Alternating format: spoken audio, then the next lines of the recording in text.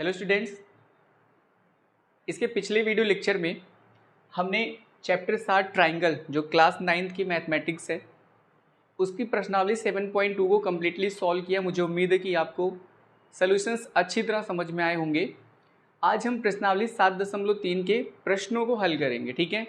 उसके पहले हम त्रिभुजों की सर्वांग समता के लिए कुछ और कसौटियाँ देखते हैं। इसके पहले हमने त्रिभुजों की सर्वांग समता की कसौटियों में पढ़ा है, 3 कसौटियाँ हमने पढ़ी हैं बेसिकली, जिसमें हमने ये पढ़ा है भुजा, कोण, भुजा यानी SAS कॉन्ग्रुएंसी। उसके साथ ही साथ हमने पढ़ा है AAS यानी कोण, कोण और भुजा।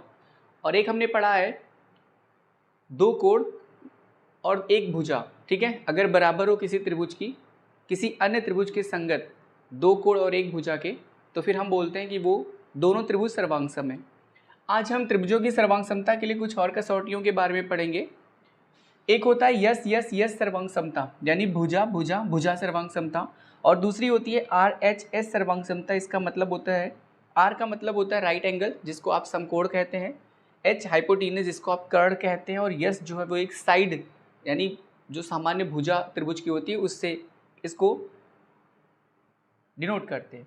देखिए यस सर्वांग समता में क्या है कि यदि किसी त्रिभुज की तीनों भुजाएं एक अन्य त्रिभुज की तीनों भुजाओं के बराबर हों तो दोनों त्रिभुज सर्वांग सम होते हैं। यानी हमारे पास अगर दो त्रिभुज हैं तो उन दोनों त्रिभुजों में अगर किसी एक त्रिभुज की तीनों भुजाएं दूसरे त्रिभुज की तीनों भुजाओं के संगत तीनों भुजाओं के बराबर हैं तो हम बोलेंगे कि दोनों त्रिभुज क्या है, सर्वांग सम है। और ये किस नियम के आधार पर हम कह सकते हैं? यस सर्वांग समता के नियम का आधार पर, यानी भुजा भुजा एवं भुजा, ठीक है। दूसरा है RHS सर्वांग समता। ये सर्वांग समता का नियम बेसिकली समकोण त्रिभुज में लगता है। यदि हमारे पास दो समकोण त्रिभुज है जिन्हें हमें सर्वांग सम सिद्ध करना है तो हम करेंगे क्या कि किसी एक त्रिभुज का जो समकोण है वो संगत त्रिभुज के समकोण के बराबर हो। अगर दोनों समकोण हैं तो फिर समकोण तो होंगे ही। और कर्ण जो है यानी किसी भी समकोण त्रिभुज की सबसे बड़ी भुजा जो होती है उसे कर्ण कहते हैं। तो कर्ण जो है अगर संगत कर्ण के बराबर है और कोई भी एक भुजा एक त्रिभुज की दूसरी त्रिभुज की संगत भुजा के बराबर है तो हम बोलेंगे कि दोनों समकोण त्रिभुज कैसे हैं, सर्वांग सम है, ठीक है। तो इस तरह से दो कसौटियां हमने और पढ़ी, एक यस सर्वांग समता और दूसरी RHS सर्वांग समता। ये वाली सर्वांग समता समकोण त्रिभुज में लगेगी और ये वाली सर्वांग समता किसी भी तरह के त्रिभुज में अप्लाई हो सकती है, ठीक है। आपको बस इतना करना है कि तीनों भुजाओं को संगत जो त्रिभुज है उसकी तीनों भुजाओं के बराबर सिद्ध करना, ठीक है। अगर ऐसा कर सकें तो फिर हम बोल सकते हैं कि यस कॉन्ग्रुएंसी के बेस पर त्रिभुज जो है दोनों वो सर्वांग सम है, ठीक है। अब हम करते क्या है कि प्रश्नावली 7.3 को सॉल्व करते हैं। तो सबसे पहला क्वेश्चन जो है हम उसकी तरफ बढ़ेंगे, ठीक। देखिए क्वेश्चन जो लिखा हुआ है वो लिखा है त्रिभुज ABC और त्रिभुज DBC एक ही आधार BC पर बने दो समद्विबाहु त्रिभुज इस प्रकार है कि A और D भुजा BC के एक ही ओर स्थित हैं। यदि AD बढ़ाने पर BC को P पर प्रतिच्छेद करे तो दर्शाइए कि ABD जो त्रिभुज है वो ACD त्रिभुज के सर्वांग सम है। ये पहली चीज़ हमें प्रूव करनी है। दूसरी चीज़ ये प्रूव करना है कि ट्राइंगल ABP सर्वांग सम है किसके, ट्राइंगल ACP यानी ABP त्रिभुज जो है वो ACP त्रिभुज के सर्वांग सम है। फिर हमें AP कोण A और कोण D दोनों को समद्विभाजित करता है, ये भी सिद्ध करना है। और साथ ही साथ ये भी बताना है कि AP रेखाखंड BC का लंब समद्विभाजक है, ठीक है। तो ये चार चीज़ें हैं जो हमें इस प्रश्न में प्रूफ करना, ठीक है। तो चलिए सबसे पहले हम ABD और ACD ट्राइंगल को सर्वांग सम दिखाते हैं, ठीक है। तो देखिए यहाँ पर क्या चीज़ दिया हुआ है, बोला है कि ABC और DBC एक ही आधार BC पर बने दो समद्विबाहु त्रिभुज, यानी दोनों ही त्रिभुज आपके कैसे हैं, समद्विबाहु त्रिभुज हैं, ठीक है।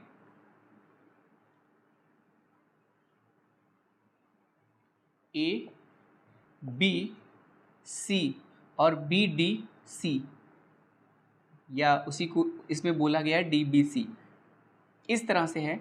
फिर ये कहा गया है कि जो A और D भुजा BC के एक ही तरफ है, यानी A और D भुजा BC के एक ही तरफ है। फिर बोला है कि AD को अगर आप AD को मिलाएं और उसे BC तक बढ़ाएं तो वो P पर क्या करता है, प्रतिच्छेद करता है BC को। अब हमें ये प्रूफ करना है कि ABD यानी ट्राइंगल ABD ये वाला त्रिभुज ACD के सर्वांग सम है, ACD यानी ACD इसके सर्वांग सम है। तो इन दोनों त्रिभुजों में हमें सर्वांग समता की कसौटियों को देखना है कि कौन सी सर्वांग समता के आधार पर हम बोल सकते हैं कि ये दोनों त्रिभुज कैसे सर्वांग सम है। तो चलिए देखते हैं। तो सबसे पहले ये देखिए, इसने क्या बोला है कि ABC और DBC दोनों ही कैसे त्रिभुज है, समद्विबाहु। तो समद्विबाहु त्रिभुज की क्या खासियत होती है, उसके दो भुजाएं आपस में क्या होती हैं, बराबर। तो यहाँ पर ABC अगर समद्विबाहु त्रिभुज है तो हम मानते हैं कि AB जो है वो AC के क्या है, बराबर। और DBC भी अगर समद्विबाहु त्रिभुज है तो BD जो है वो बराबर है किसके, CD के। ठीक है, आई होप आपको चीजें समझ में आ रही हैं। तो इस तरह से देखिए, अब त्रिभुज ABD एवं त्रिभुज ACD में, तो इन दोनों त्रिभुजों में सबसे पहली चीज देखिए, ये वाली भुजा इस त्रिभुज के इस संगत भुजा के बराबर है, यानी AB जो है वो बराबर है किसके, AC के।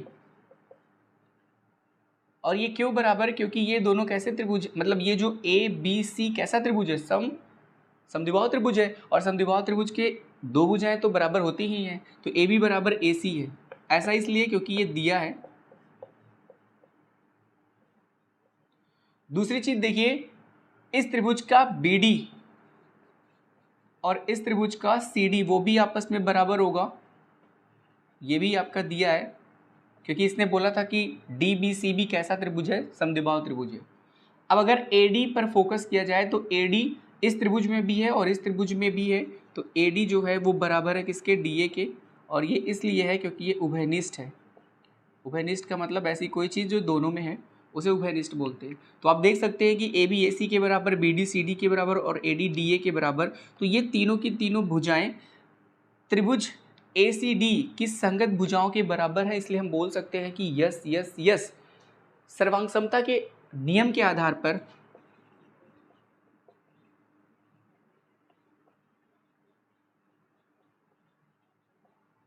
सर्वांग समता के नियम के आधार पर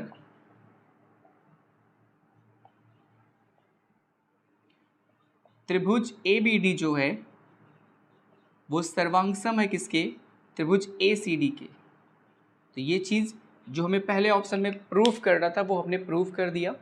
अब हमें ये प्रूफ करना है कि ट्रायंगल ABP और ट्रायंगल ACP, यानी ट्रायंगल ABP और ट्रायंगल ACP ये भी क्या होंगे, बराबर होंगे। अब देखिए, अगर कोई भी त्रिभुज, दो त्रिभुज सर्वांग सम होते हैं तो बाई CPCT यानी corresponding parts of the congruent triangle के आधार पर हम ये कह सकते हैं कि संगत भुजाएं और संगत कोण क्या होंगे, बराबर। तो अगर ये त्रिभुज इस त्रिभुज के सर्वांग सम है तो संगत भुजाएं तो बराबर हमने दिखाई दी, संगत कोण भी बराबर होंगे। यानी ये कोण इसके बराबर होगा, ये वाला कोण इस कोण के बराबर होगा और ये वाला कोण जो है वो इस कोण के बराबर होगा। तो इस चीज़ को ध्यान में रखिएगा, ठीक है। तो by CPCT corresponding parts of the congruent triangles क्या होते हैं, इक्वल होते हैं अगर दो त्रिभुज सर्वांगसम हो गए तो, ठीक है। तो दो त्रिभुज अगर सर्वांगसम है तो हम बोल सकते हैं कि उनकी संगत भुजाएं और संगत कोण आपस में क्या होते हैं, बराबर होते हैं। अब हम प्रूफ क्या करेंगे, ABP ट्रायंगल को ACP ट्रायंगल के कॉन्ग्रुएंट। तो फिर देखते हैं ABP एवं त्रिभुज ACP में। तो चलिए देखिए, ABP ये वाला त्रिभुज यानी इधर वाला इस साइड के पूरे इस तरफ वाला, और ACP जो है इस साइड के पूरे इस तरफ वाला त्रिभुज है, ठीक है। तो अब देखिए किस तरह से आप इसे प्रूफ कर सकते हैं। तो इस त्रिभुज की ये वाली भुजा इस त्रिभुज के इस वाली भुजा के बराबर है, तो पहले से भी हमें पता है। और उसके बाद क्या चीज़ इक्वल है, इस त्रिभुज में ये वाली भुजा AP और इस त्रिभुज में ये वाली भुजा AP दोनों में है तो उभयनिष्ठ होगा। और ये कोण इस कोण के बराबर होगा, क्योंकि हमने पहले से प्रूफ कर रखा है कि ये त्रिभुज इस त्रिभुज के क्या है, सर्वांग सम। तो फिर हम लिखते हैं इस त्रिभुज का AB भुजा जो है वो बराबर है इस त्रिभुज के AC। और ऐसा इसलिए क्योंकि ये दिया है। दिया क्या है, दिया ये है कि दोनों त्रिभुज कैसे हैं, समद्विबाहु। तो अगर ये समद्विबाहु त्रिभुज है तो इस भुजा के बराबर है। AP जो है वो PA के बराबर होगा और उनके बीच का कोण भी आप दिखा दीजिए। तो कोण BAP जो कि इस त्रिभुज में है, इस वाले में, और कोण ये वाला जो कि CAP है, जो कि इस त्रिभुज में है, संगत है, तो फिर ये बराबर है। और ऐसा इसलिए है क्योंकि हमने इसे सिद्ध किया है।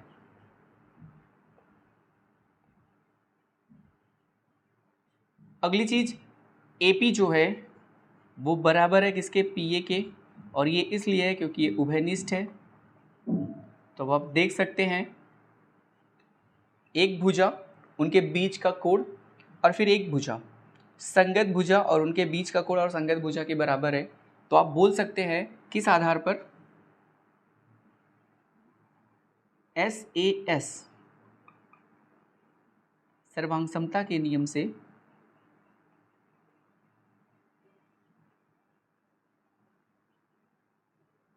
सर्वांग समता के नियम से आप ये कह सकते हैं कि त्रिभुज ABP जो है वो सर्वांगसम है त्रिभुज ACP के। तो आप देख सकते हैं कि आपने सेकंड ऑप्शन को भी बहुत आसानी से प्रूव कर दिया।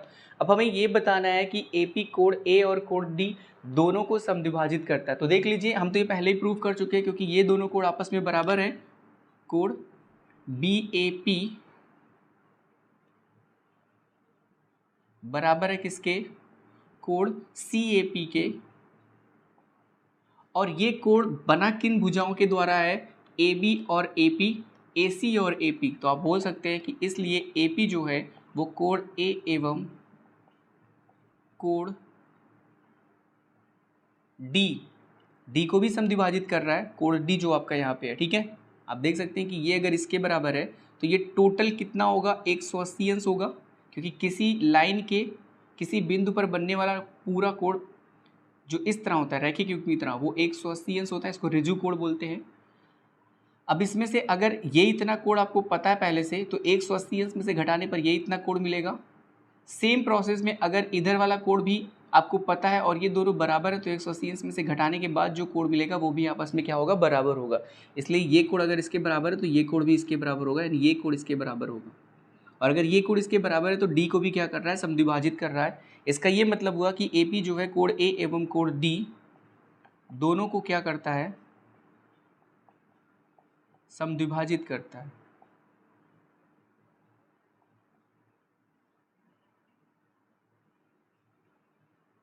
ठीक है, यहां तक की चीजें आपको समझ में आई। अब एक ऑप्शन और इसमें है, हम इसको भी चेक करते हैं। ठीक, पहले वाले क्वेश्चन का जो अंतिम वाला ऑप्शन है, AP रेखाखंड BC का लंब समद्विभाजक, अभी ये बचा हुआ है, हम इसको भी प्रूव करते हैं। बाकी के तीनों को हमने प्रूव किया। इसमें बोला है कि AP रेखाखंड BC का लंब समद्विभाजक है, यानी ये जो रेखाखंड AP है वो पूरे आधार यानी BC का लंब समद्विभाजक है। लंब समद्विभाजक का मतलब ये है कि P पॉइंट पर ये BC जो है वो आधे आधे हिस्सों में बढ़ जाता है, और साथ ही साथ ये दोनों कोण 90 अंश के हैं। ठीक है, इनमें से कोई भी एक 90 अंश का होगा तो दूसरा अपने आप 90 अंश का हो जाएगा। तो अब अगर हम इस त्रिभुज और इस त्रिभुज को सर्वांगसम सिद्ध कर दें तो फिर बात बन सकता है, क्योंकि अगर ये सर्वांगसम हो गए तो ये भुजा इस भुजा के संगत है, आपस में बराबर हो जाएगी, और साथ ही साथ ये कोण इस कोण के संगत है, ये भी आपस में बराबर होंगे। और ये बना हुआ है एक ही रेखा पर, तो इन दोनों का योगफल होगा 180। दोनों आपस में बराबर हैं तो किसी एक को किसी दूसरे के पद में रखने पर दोगुना कोण हो जाएगा, तो उसे भाग करेंगे तो चीज़ें आसानी से निकल जाएंगी। चलिए देखते हैं किस तरह से करते हैं। तो त्रिभुज BDP या फिर ऐसे कहिए BPD एवं त्रिभुज CPD में, तो इस तरह से दो त्रिभुजों में होगा क्या, ये वाली भुजा इस वाली भुजा के बराबर हमने दिया ही है, क्योंकि ये जो त्रिभुज है DBC एक समद्विबाहु त्रिभुज है, तो समद्विबाहु त्रिभुज के दो भुजाएं आपस में बराबर होती हैं। इसके पहले जब हमने इन तीनों को प्रूफ किया तो उसमें हमने देखा कि ये कोण इस कोण के बराबर है, और अगर ये एक समद्विबाहु त्रिभुज है तो बराबर भुजाओं के सम्मुख कोण भी बराबर होंगे, इसलिए ये कोण इस कोण के बराबर होगा। तो आप देख सकते हैं ये भुजा ये कोण, और इस तरह से अगर कोण को ना दिखाना हो तो आप इस भुजा को देख सकते हैं, दोनों कॉमन है। ठीक है, तो फिर आप बता सकते हैं कि A इसमें जो BD है वो बराबर है किसके, CD के, और ये इसलिए है क्योंकि ये दिया है त्रिभुज एक समद्विबाहु त्रिभुज है। ये वाला कोण इस कोण के बराबर है, यानी BDP कोण जो है वो बराबर है कोण CDP के, और ये क्यों है, क्योंकि इसे तो हमने सिद्ध किया हुआ है। और डीपी और पीडी, इसकी डीपी भुजा और इसकी पीडी भुजा जो है वो उभयनिष्ठ है। अब अगर ये उभयनिष्ठ है तो देखिए भुजा कोण और भुजा यानी यस ए यस सर्वांग समता के नियम से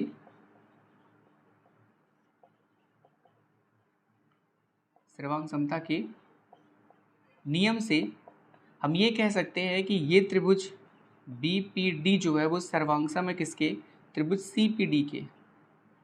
अब अगर सर्वांगसम है तो बाई CPCT यानी corresponding parts of the congruent triangle हम ये कह सकते हैं कि ये कोण इस कोण के बराबर है और इस कोण को DPP या फिर BPD कहिए, तो कोण BPD बराबर है किसके, कोण CPD के।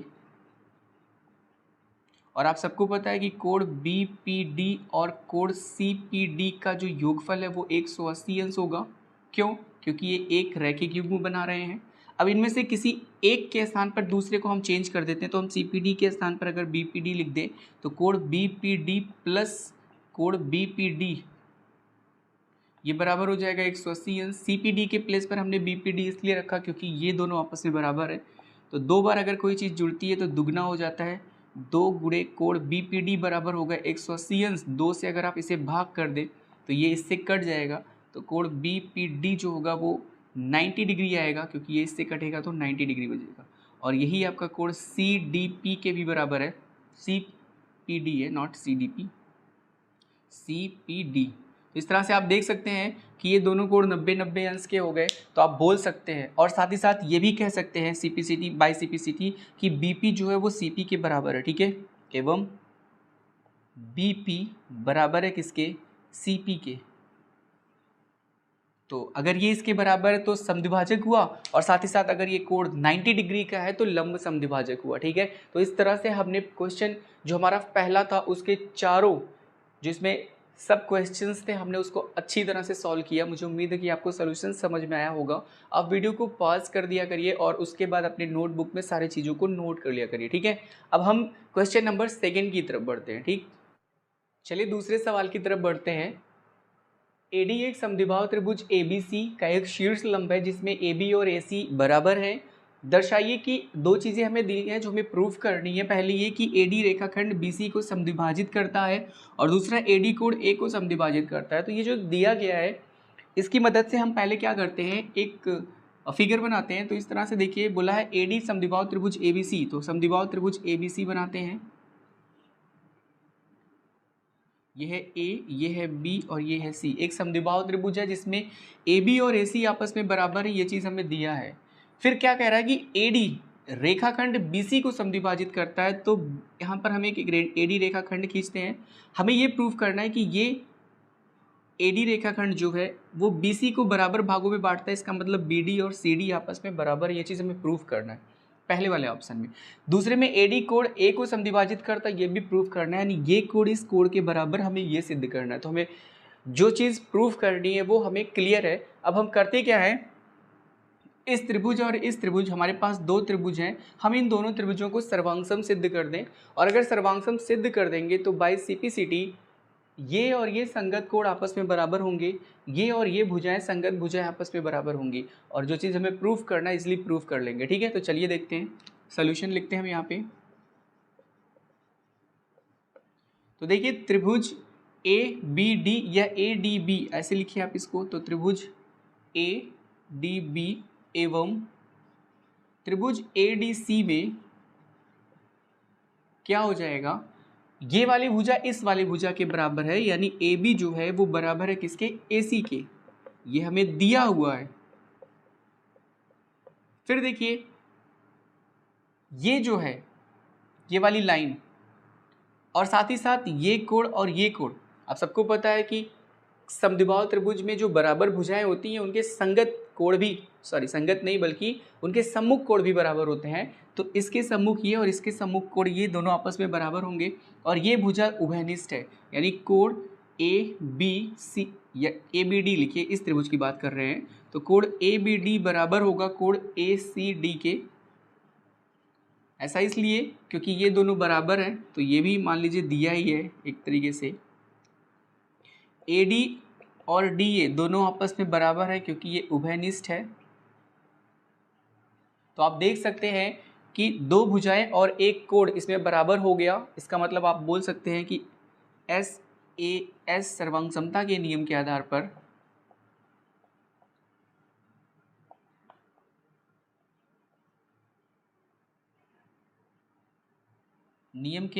पर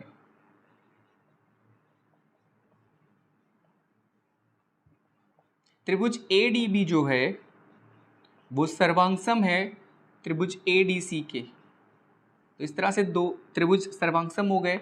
अब हम बोल सकते हैं कि बाई CPCT यानी corresponding part of the congruent triangle सम जो सर्वांगसम त्रिभुज हैं उनके जो संगत भुजाएं हैं corresponding parts of the congruent triangle, तो जो संगत हिस्से हैं या भाग हैं वो बराबर होते हैं। तो फिर हम लिख सकते हैं कि ये वाला कोण इस कोण के बराबर है और ये वाली भुजा जो है वो इस वाली भुजा के बराबर है, यानी BD जो है वो बराबर है किसके, CD के। तो ये चीज़ हमने प्रूव कर दिया। हमें AD रेखाखंड बताना था कि BC को समद्विभाजित करता है, तो हमने प्रूव कर दिया कि BD बराबर CD है। BD बराबर CD है तो हम कह सकते हैं कि AD रेखाखंड जो है वो BC को क्या करता है, समद्विभाजित करता है। ठीक है, तो इस तरह से BC को समद्विभाजित करता है। ठीक, आगे क्या बोला है, अगर ये कोण इस कोण के बराबर है तो आप लिख सकते हैं एवं बाई CPCT ही आप लिख सकते हैं कि ये वाला कोण यानी BAD, कोण BAD बराबर है किसके, CAD के, कोण CAD के। अब अगर ये दोनों कोण आपस में बराबर है तो आप बोल सकते हैं कि AD जो है वो कोण A को क्या कर रहा है, समद्विभाजित कर रहा है, कोण A को समद्विभाजित करता है। ठीक है,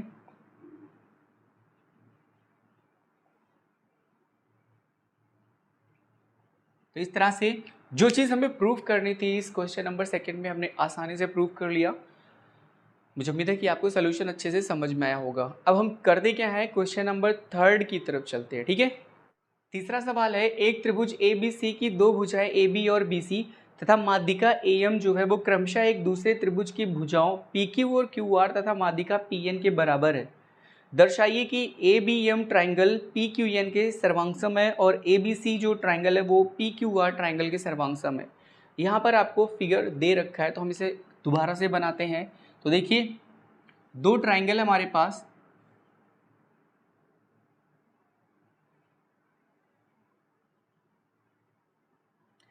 ये है ABC और ये है PQR। इसकी जो माध्यिका है AM है और इसकी जो माध्यिका है वो PN है।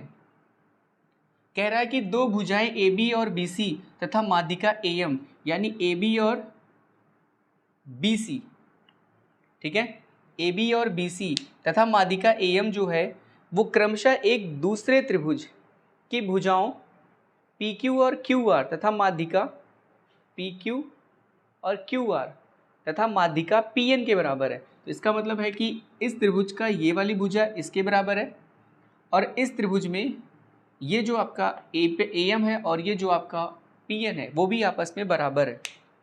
ठीक है, ठीक, और AB और BC जो है वो बराबर है किसके, PQ और QR के, यानी BC जो है वो बराबर है QR के, यानी ये पूरा जो है वो बराबर है इस पूरे के। अब एक चीज़ देखिए, इसने बोला कि AM माध्यिका है और PN भी माध्यिका है इस त्रिभुज का। तो अगर AM इस त्रिभुज की माध्यिका है तो ये दोनों बराबर होंगे, क्योंकि माध्यिका क्या करता है, किसी भी रेखा खंड को आधे आधे हिस्सों में बांट देता है। इसी तरह से अगर PN एक माध्यिका है तो QN जो है वो बराबर होगा किसके, RN के या NR के। अब हमें ये प्रूफ करना है कि ABM जो है वो त्रिभुज PQN के क्या है, सर्वांगसम, यानी ABM ये वाला त्रिभुज और PQN ये वाला त्रिभुज, तो ये दो त्रिभुज क्या है, सर्वांगसम। ये चीज़ हमें प्रूफ करना है। तो बहुत आसानी से आप देख सकते हैं कि ये भुजा इसके बराबर, ये भुजा इसके बराबर, ये भुजा इसके बराबर, तो यस यस यस कॉन्ग्रुएंसी यानी यस यस यस सर्वांग समता के नियम से आप बोल सकते हैं कि ये त्रिभुज इस त्रिभुज के सर्वांगसम है। तो पहली चीज़ तो बड़ी आसानी से प्रूफ हो जाएगी। दूसरा प्रूफ करना है कि ए बी सी जो है वो पी क्यू आर के बराबर है। तो चलिए प्रूफ करते हैं। तो देखिए सबसे पहले लिखेंगे क्या, त्रिभुज ए बी एम एवं त्रिभुज पी क्यू एन में, तो इन दोनों त्रिभुजों में है क्या चीज़, ए बी जो है वो बराबर है किसके, पी क्यू के, और ये दिया है। साथ ही साथ ए एम जो है वो बराबर है किसके, पी एन के, और ये भी क्या है, दिया है। फिर बी एम जो है वो बराबर है किसके, क्यू एन के, और ये भी क्या है, दिया है। तो इस तरह से आप देख सकते हैं एस एस यस यानी भुजा भुजा और भुजा सर्वांग समता के नियम से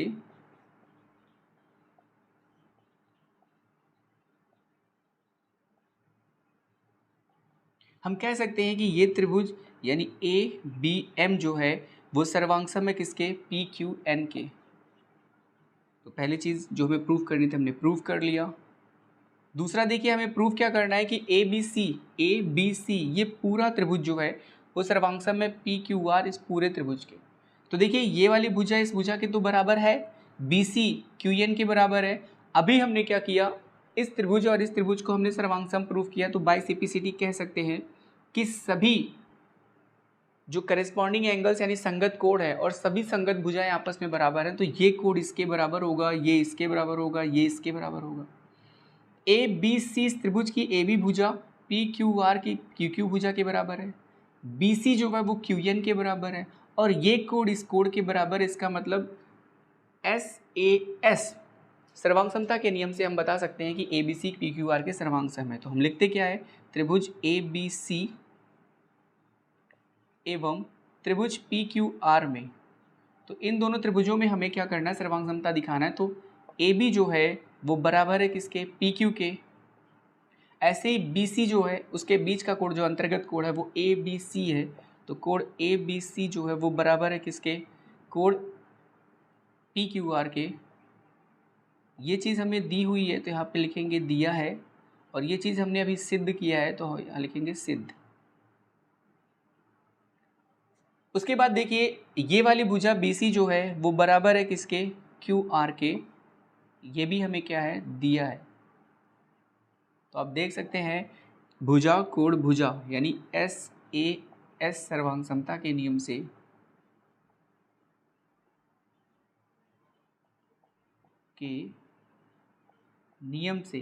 तो सर्वांग समता के नियम से हम ये बोल सकते हैं कि त्रिभुज ए बी सी जो है वो सर्वांगसम है त्रिभुज पी क्यू आर की।